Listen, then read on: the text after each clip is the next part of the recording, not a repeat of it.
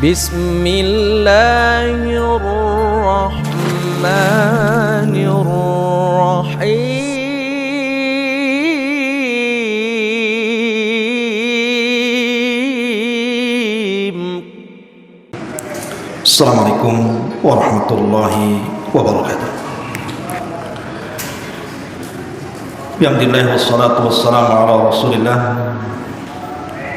wa ala alihi wa sahbihi wa mawalah wa la hawla wa la quwwata illa billahi wa ba'd. Alhamdulillah, di malam hari ini kita masih bisa melaksanakan salat tarawih berjamaah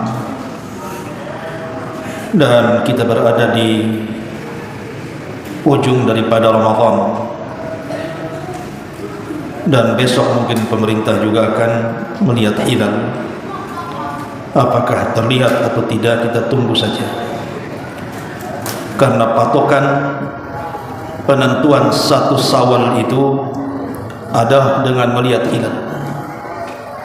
Tidak sebagaimana ada sekelompok orang yang kemudian menentukan hilal tidak sesuai dengan arahan syariat Islam. Ma'asyiral muslimin yang dimuliakan Allah Azza wa Jalla, lalu apa yang harus kita lakukan di penghujung Ramadan ini? Satu amalan yang diajarkan para ulama agar sebelum kita meninggalkan Ramadan amalkan amalan ini. Apa itu? Berdoa kepada Allah Subhanahu wa taala agar seluruh amal-amal kita sejak Ramadan dari tanggal 1 sampai di penghujung sekarang diterima oleh Allah Subhanahu wa taala. Itulah amalan yang harus terus kita dengungkan, meminta kepada Allah Subhanahu wa taala agar amalan-amalan kita diterima. Di dalam surah Al-Baqarah ayat 127 Allah Subhanahu wa taala berfirman, wa idh yarfa'u Ibrahimul qawaida minal baiti wa Ismail rabbana taqabbal minna innaka antas samiul alim.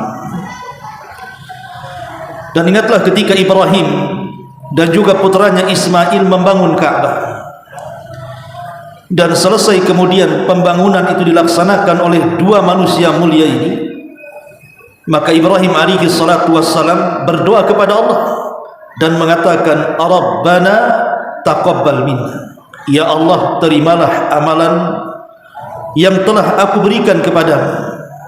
Innaka antas samiul alim, karena engkau zat yang maha mendengar lagi maha mengetahui. Berkata Syekh Muhammad ibn Abdul Wahhab rahimahullahu ta'ala, kana ba'du salaf, sebagian salaf, lamma qara'a hadhihi al-ayata ja'ala yabki. Jadi sebagian salaf apabila membaca ayat ini, surah Al-Baqarah 127 ini, maka mereka selalu menangis. Wa yaqul, dan mereka mengatakan, ma balu khalilullah yarfa'u qawa'idal baiti wa yakhafu alla yuqbala minhu. Bagaimana mungkin sekelas Ibrahim yang merupakan Khalilur Rahman, yang telah membangun Ka'bah, rumah bagi Allah Subhanahu wa taala, dia takut kalau seandainya amalan yang sudah dikerjakan tidak pula diterima Allah Subhanahu wa taala. Maknanya, kalau sekelas Ibrahim alaihi salatu wassalam, yang disebutkan Abul Anbiya, bapaknya para nabi, satu di antara ulul azmi minar rusul, bahkan dia adalah Khalilur Rahman, kekasih Ar-Rahman Allah Subhanahu wa taala, ketika membangun Ka'bah takut kalau seandainya amalannya tidak diterima. Padahal yang memerintahkan membangun Ka'bah adalah Allah, bukan siapa-siapa. Dan Ibrahim alaihi salatu wassalam sudah melaksanakan perintah membangun Ka'bah sesuai dengan arahan Allah. Walaupun demikian, Ibrahim takut kalau seandainya amalannya tidak diterima Allah Subhanahu wa taala. Inilah yang menjadikan para salaf mereka menangis ketika membaca ayat ini. Makanya kalau kita lihat perkara diterima dan tidaknya amalan kita ini kan perkara gaib, ikhwan. Tidak ada yang tahu. Saya, anda, siapapun, bahkan Nabi SAW sekalipun tidak diberitahu apakah amalan dia diterima atau tidak. Makanya berdoa kepada Allah agar amalan-amalan kita diterima itu sesuatu yang sangat penting. Lihat Nabi SAW ketika menyembelih kurban saat Idul Adha. Apa kata Nabi SAW? Nabi mengatakan Bismillah, Allahumma taqabbal min Muhammadin wa min ummati Muhammadin thumma dhuha. Nabi SAW membaca Bismillah dengan menyebut nama Allah. Ya Allah, terimalah kurban ini dari Muhammad dan dari umat Muhammad. Kemudian Rasul baru menyembelih kurban itu. Kalau Nabi SAW saja masih mengharap kepada Allah Subhanahu wa Ta'ala untuk diterima amalannya, padahal dia seorang Nabi, bagaimana pula kita? Dari sini rahasia kenapa Allah Subhanahu wa Ta'ala merahasiakan amalan diterima atau tidaknya itu, supaya kita ada ijtihad, kesungguhan di dalam meminta kepada Allah Subhanahu wa Ta'ala. Makanya dahulu orang-orang salaf 6 bulan sebelum Ramadan mereka meminta agar mereka diperjumpakan dengan Ramadan. Kemudian setelah Ramadan lewat, 6 bulan setelahnya mereka pun meminta agar amalan selama Ramadan diterima Allah Subhanahu wa Ta'ala. Ma'asyiral muslimin yang dimuliakan Allah Subhanahu wa Ta'ala, Abu Dzar radhiyallahu anhu, seorang sahabat Nabi, dia mengatakan, la an astayqana anna Allah qad taqabbala li salatan wahidatan ahabbu ilayya minad dunya wa ma fiha. Kata Abu Dzar Al-Ghifari radhiyallahu anhu, kalau aku yakin, kalau aku punya keyakinan, kata Abu Dzar, bahwa satu solatku saja, tidak usah banyak-banyak, satu solat saja dari sekian ribu solat yang kulakukan itu, aku yakin ada yang diterima, bagiku itu lebih aku cintai dibandingkan dunia dan isinya. Bahkan Ibnu Umar radhiyallahu anhu juga mengatakan hal yang sama dan mengatakan, lau alimtu, kata beliau, annallaha taqabbala minni sajdatan wahidatan aw sadaqata dirhamin wahidin lam yakun ghaibun ahabbu ilayya minal maut. Kata Abdullah ibn Umar radhiyallahu anhu, dia mengatakan, kalau aku tahu Allah Subhanahu wa Ta'ala menerima satu sujudku saja, tidak perlu banyak-banyak, satu sujud saja kita tahu bahwa Allah menerimanya, atau satu dirham yang kita sedekahkan kita tahu Allah menerimanya. Kata Abdullah ibn Umar radhiyallahu anhu, maka aku siap dan aku lebih suka untuk menjemput kematian. Kenapa demikian? Karena Allah Subhanahu wa Ta'ala berfirman, innama yataqabbalullahu minal muttaqin, karena Allah hanya menerima amalan itu dari orang-orang yang bertakwa. Makanya mereka mengatakan seperti itu. Jadi kalau seandainya kita tahu nih salat tarawih malam ini diterima oleh Allah Azza wa Jalla, kemudian kita besoknya mati, maka kita mati di atas ketakwaan. Karena hanya orang-orang yang bertakwa itulah yang diterima amalannya. Tapi masalahnya kan kita tidak tahu apakah amalan kita diterima atau tidak. Kita hanya berusaha saja. Makanya di antara usahanya kita berdoa kepada Allah Subhanahu wa Ta'ala agar amalan-amalan kita diterima. Lihat bagaimana kebiasaan para sahabat apabila datang hari raya.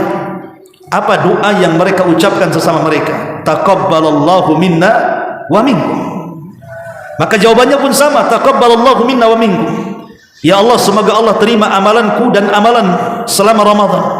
Dan yang menjawab juga sama, semoga Allah terima amalanku dan amalanmu selama Ramadan.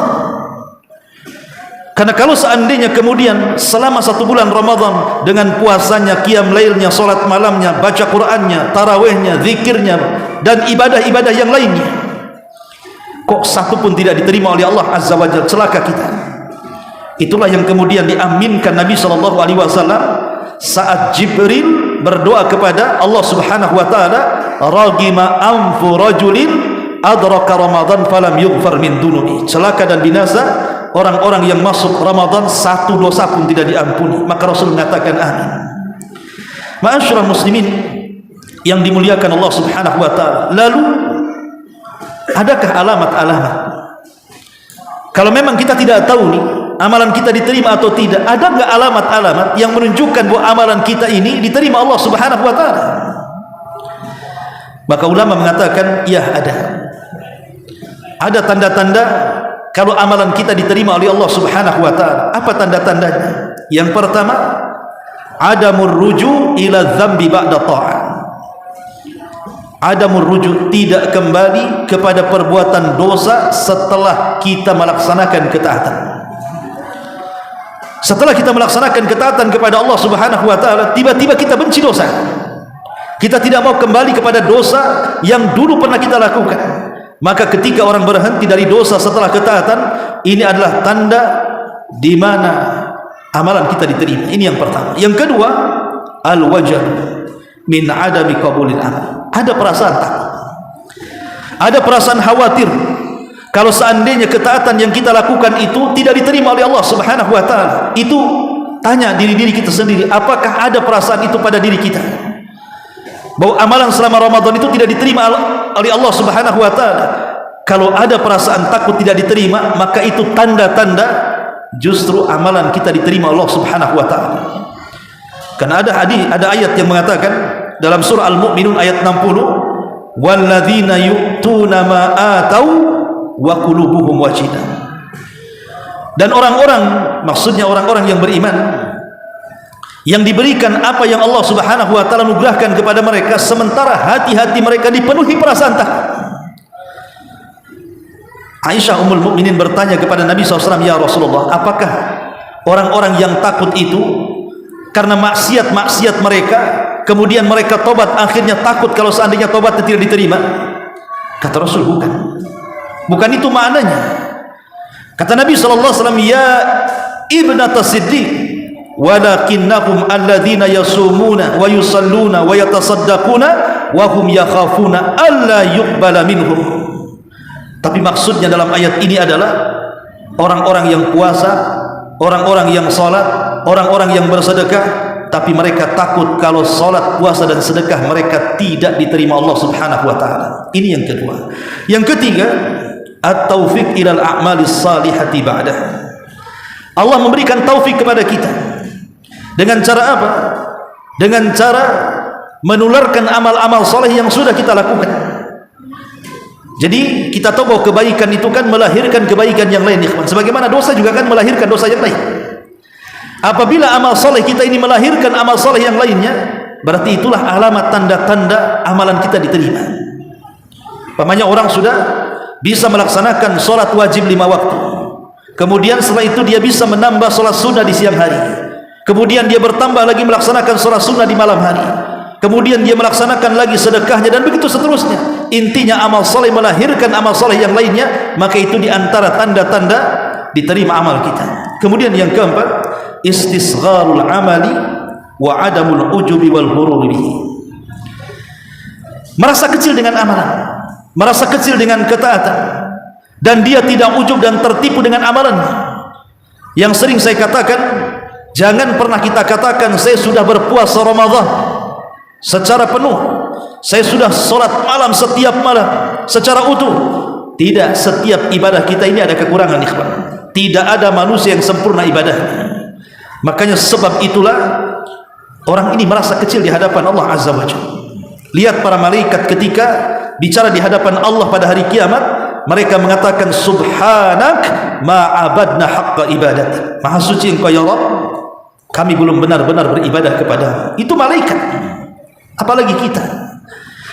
Kemudian yang nomor 5, hubbut ta'ati wa kurhul ma'siyati. Dicintakan dengan ketaatan kepada Allah Subhanahu wa taala dan dibencikan dengan maksiat kepada Allah Subhanahu wa taala. Orang kalau dalam hatinya mulai senang beribadah dan benci kemaksiatan, berarti tanda diterima amalan kita di hadapan Allah Azza wa Jalla. Kemudian yang nomor 6, ar-raja' wa kathratu du'a. Teruslah mengharap dan teruslah berdoa kepada Allah Subhanahu wa taala seperti Nabi Ibrahim tadi. Setelah melaksanakan perintah Allah membangun Ka'bah, dia pun mengatakan Rabbana taqabbal minna. Maka kita pun sama, Rabbana taqabbal minna, ya Allah terima amalan-amalan kami. Terimalah salat kami, terimalah puasa kami, terimalah sedekah kami, terimalah silaturahim kami, terimalah baca Quran kami, dan begitu seterusnya. Dan yang nomor 7, at-taysir li ta'ati wal ibtiad anil maksiyah. Diberikan kemudahan untuk melaksanakan ketaatan. Dan kemudahan diberikan melaksanakan ketaatan ini tidak mudah, karena harus ada kebiasaan. Seseorang itu kan membiasakan dulu baru terbiasa. Seperti orang yang bersedekah, kalau orang tidak pernah bersedekah mikir tuh, nih uang saya keluarkan dari dompet, habis pula dompet saya. Tapi kalau kita paksakan, sedekah, lama-lama sedekah itu menjadi mudah bagi dia. Seperti orang sholat tarawih kan, biasa antum sholat tarawih di masjid-masjid yang cepat, kemudian datang pula ke masjid yang lambat tarawih, tapi antum bertahan walaupun getar-getar lah, gemetar-gemetar gitu kan, besoknya datang lagi, itu jadi biasa jadi. Lah ketika menjadi sebuah kebiasaan, ada kemudahan melaksanakan ketaatan, berarti di situ tanda-tanda diterima amal. Kemudian yang nomor 8, hubbus salihin wa bughdu ahli maksiati, suka dengan orang-orang baik dan tidak suka dengan orang-orang jahat. Suka dengan orang-orang yang membaca Quran, suka dengan orang-orang yang sering salat, yang hadir di majlis ta'lim, pokoknya suka dengan orang baik. Dan kalau melihat orang jahat dia tidak suka. Maka ini juga di antara hal-hal yang bisa menandakan amal kita diterima. Dan yang nomor 9, kathratul istighfar. Orang yang terus lisannya membaca banyak istighfar, astagfirullah. Dan yang terakhir, al-mudawamatu alal a'mali salihati. Orang yang istiqamah ketika melaksanakan ketaatan kepada Allah Azza wa Jalla. Kun rabbaniyan wala takun rabbanuniyan. Jadilah hamba Allah Subhanahu wa taala, jangan jadi hamba Ramadan. Artinya kalau besok kita lebaran berarti berakhirlah Ramadan. Apakah dengan berakhirnya Ramadan berakhir pula salat malam, berakhir pula baca Quran, berakhir pula sedekah, berakhir pula kemudian majlis-majlis ta'lim, majlis-majlis zikir dan begitu seterusnya? Maka orang yang mengakhiri ibadah setelah Ramadan itu tanda tidak diterima amalannya. Tapi orang yang berusaha mudawam, istiqamah, walaupun sedikit, tidak harus mesti seperti Ramadan. Mungkin Ramadan ini kan bisa sudah tarawihnya kita lakukan, qiyamul lailnya juga kita lakukan. Minimalnya setelah Ramadan, walaupun hanya 2 rakaat salat malam atau witir 1 rakaat, itu sudah menunjukkan kita keistiqomahan. Kata Rasul, khairul a'mal adwamuha wa in qalla. Sebaik-baik amal itu yang terus walaupun sedikit. Wallahu a'lam bishawab. Ini yang bisa sampaikan, mudah-mudahan manfaatnya. Subhanakallah bihamdika, asyhadu an la ilaha illa anta, astaghfiruka wa atubu ilaik. Allahu ta'ala a'lam. Assalamualaikum warahmatullahi wabarakatuh.